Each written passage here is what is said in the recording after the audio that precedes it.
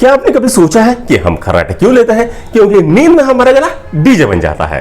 असल में होता यह है कि जब हम सोते हैं तो हमारे गले की मांसपेशियां रिलैक्स हो जाती है, हवा निकलने की कोशिश करती है और गुर गुर करके निकलती है। और अगर नाक बंद हो तो फिर तो पूरा ऑर्केस्ट्रा ही बन जाता है।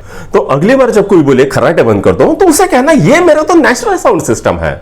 अगर आपको ये साउंडफुल फैक्ट पसंद आया हो तो लाइक ठोक दो और चैनल को सब्सक्राइब कर दो, वरना अगली बार हम खर्राटे लाइव सुनाएंगे।